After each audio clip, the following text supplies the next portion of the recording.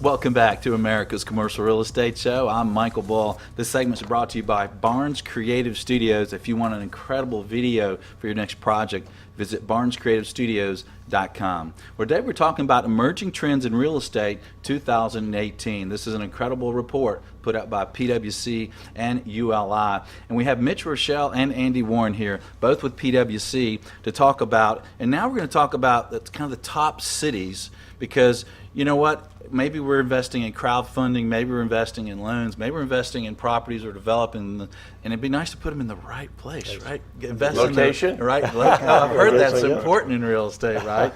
So we're in Atlanta, so I have to ask you. I'm curious about Atlanta, where I'm headquartered. Where did it place? You have what, the top 78 that you list in the report? 78. Okay, so where did Atlanta show up? 17. 17. That's not bad. That's not bad. That's not bad. It had been in the top 10 2 years ago, maybe? 2 years ago. And the concern was a little bit of a herd mentality, people starting to rush to it, so it fell down. But being in the top 20 is respectable. So. Yeah, very respectable. So, all right, so let's go to the top 10 now. And well, let me tell you who's not in the top 20. How about San Francisco, who's been perennially in the top 10? How about New York City, that's not in the top 20?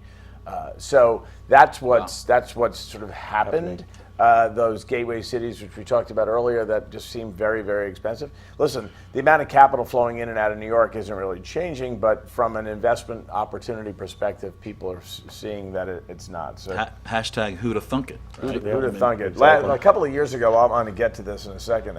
So back in the top 10 after a multi-year vacation, Boston. Boston, are they number 10? They are number 10. Number 9 is Nashville. And interestingly, 2 years ago when we put the media packages together for emerging trends, and by the way, you're always our first stop. You should be honored by that. Thank you very much. Yeah. But I was saying that Nashville was the new New York, because New York had fallen out of the top 10, and lo and behold, Nashville had made it in. So Nashville's now in its third year. San Jose. So San Jose has sort of replaced San Francisco, and there's going to be a theme which we're going to cut through. Last year, San Jose was 17. Forgive me, we're early in the cycle. I haven't memorized these yet. Los Angeles is number 7. New to the top 10, never been there before, Fort Lauderdale. Wow. Place Michael probably went for spring break when he was in college. Too bad there's no smartphones in those days, because those pictures would be worth something. Last year's number 1 spot holder, Dallas-Fort Worth, has fallen down to, last year was Austin. 2 years ago was Dallas-Fort Worth, right? Has fallen down to number 5. Raleigh-Durham has moved up to number 4. Wow. That market, though, when you're there, they view Raleigh and Durham as 2 separate markets, but the MSA is merged as Raleigh-Durham. New to the top 10 also, last year number 18, this year number 3, Salt Lake City. Wow. Last year's number 1 is now number 2, Austin, Texas. And the number 1, we have a drum roll sound back there anyway? The number 1 city, you want to guess? No, that'd be embarrassing if you got it wrong, Michael, on a show that's got your own name on it. So why don't we tell everybody it's Seattle. Seattle is number 1. Wow. The most common question I get from people is, did anything surprise you? And I'll start right there. I was surprised that Seattle was number 1. I thought, like San Francisco, it was starting to get a little frothy price-wise. But if you look at the concentration of big employers that are creating jobs in that market and the diversity of the employment base, Seattle still remains very strong. And it's really more about job creation and demographics than anything else. And Seattle's got that going for it.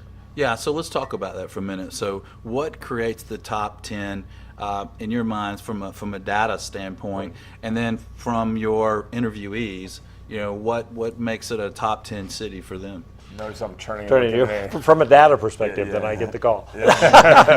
No, really, the main trends kind of running underneath these are younger population, lower cost of doing business. There's a couple of exceptions on there that we can kind of touch on where they're at, and just attractiveness, livability, and people coming in there.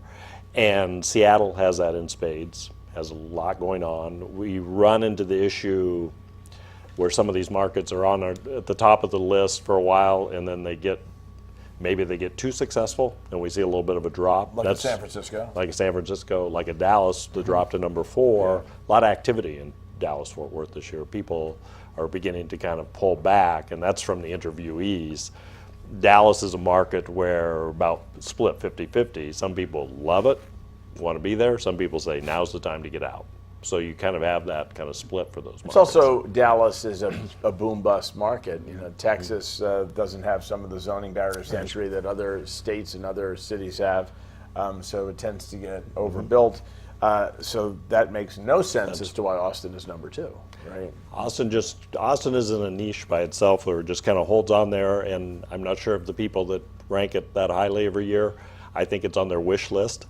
Yeah. and they just kind of keep it there because it is such a small market in terms of what's going on. Yeah, but there. here's what I'll say about Austin, just taking a page out of the data portion. The U.S. millennial population, actually, one of the things we're doing in the report this year is we're merging a little bit of Gen Z into the millennials, because we're trying to get that cohort of making the first decisions about housing and jobs and so forth. But that cohort of 15 to 30-ish, that cohort is about 2% or so of the U.S. population, right? And in terms of growth. Right? Yeah. And the growth in Austin is 20%, right? It's huge. So, and I believe that percentage, that cohort's percentage of the population in absolute number of individuals is 30%, and in Austin is 35%. Right. So it's that explosive growth in the millennial population in many of these cities that's really lines up with why people, use the number 2 pencil and circle Austin. One of the things I thought when Austin showed up in the top 10 for the first time, the survey was alphabetical, and I was like, oh, they're picking Atlanta and Austin. Number 1, number 2. I guess Seattle, never they ran out of number 2 pencil. But fact of the matter is, there's really compelling data on a demographics and job creation perspective. The thing to keep an eye on is affordability of living, because when affordability of living gets too high, that's when the market tends to sort of overheat a little bit. And we've said this in the past on the show, the virtuous cycle of affordable living and the affordability of doing business is what keeps employers there and keeps employees there. And when employers are going there and employees are going there, you get into a nice virtuous cycle. And that's exactly what's happening in some of those cities. Raleigh-Durham, that's the case. Nashville, that's the case. Austin, that's the case. Fort Lauderdale. And so the other thing I'd mention about Salt Lake City and Fort Lauderdale is they're more affordable alternatives too. So Salt Lake City is a more affordable alternative to Denver. For those people who like the sort of altitude, using that word again, environment. You've got a lot of startups in Seattle. Startups are finding Denver a little, I meant Salt Lake City, they're finding Denver a little bit too pricey, so they're going to the more affordable alternative, Salt Lake City. You also have a university there, which seems to be a common theme across a lot of the top 10. And then Fort Lauderdale is a more affordable alternative to Miami. Right. And from a generational perspective, if it's attractive to the young people, getting back to kind of the boomers again, if they're not retiring and they're not moving to Florida, which some are moving to Fort Lauderdale, they're moving to where the kids are. They want to be close to the grandkids. So a lot of these markets in the top 10 are kind of attractive to both of those cohorts. Wow. So they're kind of pulling from both, which is kind of helping. Definitely a case in Salt Lake City. Fort Lauderdale's benefiting from that. Raleigh. And that's an interesting point that the baby boomers, when they get ready to retire or semi-retire, moving toward where their kids are. Some people don't want to be away from their kids. But maybe. There's been it's the grandkids are moving closer to. Right. But just going on the grandkids theory, so this is Census Bureau data, okay? This is the grandkid chasers: Jacksonville, Miami, Phoenix, Raleigh-Durham, Tampa, St. Pete, Fort Lauderdale, Charleston, Charlotte, and Nashville. So those are places where the grandparents are going to be proximate to the grandkids. So it's really, again, another element of the demographics playing a role in that virtuous cycle. And several of those markets have kind of economies that can support if you hit the word semi-retire. Right. So maybe you pull back a little bit and you want to stay active, you can do it in these But markets. but to that point, Andy, if the economy is growing and we've got those 65 to 74-year-olds who statistically are driving up that portion of the workforce participation rate, their part-time job opportunities are there. Yeah. And again, the theme on this is Miami, you've got education. Raleigh-Durham, you got a ton of education. Nashville, Charlotte, a ton of higher education. There seems to be a gravitation towards higher education, whether it's the arts and culture that are tied to it, or even just opportunities in teaching in retirement. There's just a whole lot of that that's compelling for aging baby boomers who want to be proximate to where their kids are. And the kids graduate from those schools and tend to stay in those communities. So it's a nice cycle that we're in some of these places. And when I joke about the distance from your children, if my children are watching, I want to be really close to you too. Do they watch? They better. So before we go, we have you here at Studio One. You guys are real involved in this project of putting out this report. What would you say would be one of the things that kind of come out of the report this year that maybe surprised you, or it's a theme that maybe you're going to think about in your investment dollars moving forward? Probably the biggest surprise to me kind of coming out of this was the lack of fear over a black swan.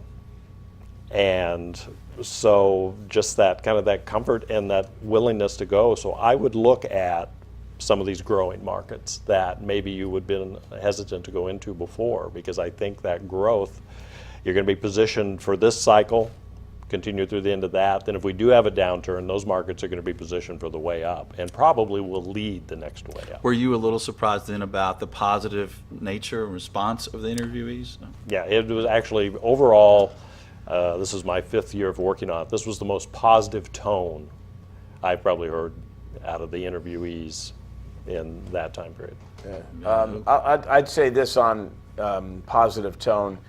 There is the nuance of a little bit of the shift for people who thought that the prospects for 18 were excellent in the past, and now they're saying they're just good. So they're still enthusiastic, but there's a little bit of a slippage in their enthusiasm. So that's something we'll watch. Yeah. The thing that surprised me the most was the Fort Lauderdale's, Salt Lake City's being in that top 10.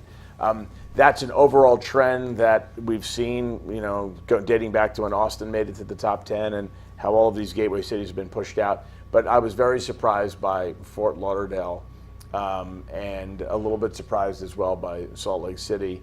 And I think that really speaks to to your question, where capital's going, that they're trying to get to the place before everybody else does. Because once you get the herd mentality, then cap rates get compressed and people aren't interested anymore. One word answer, if you're going to invest in a specific commercial real estate sector, what sector? Multifamily. Multifamily? That's 2 words. Apartment. Housing. Housing. There you go. Yeah. Okay. All right. Well, excellent, gentlemen. Thanks for joining us. Great information as usual. Thanks, Michael. And congrats on great 7 job. years of Thank you. commercial real estate show. Thank you very much. And if you haven't checked out this report, we'll have a link below, whether in YouTube or iTunes or the show website. Check it out. And hope you enjoyed the show. Comment, share it. We appreciate hearing from you. Until next week, be sure that you always lead, learn, and laugh, and join us for America's Commercial Real Estate Show.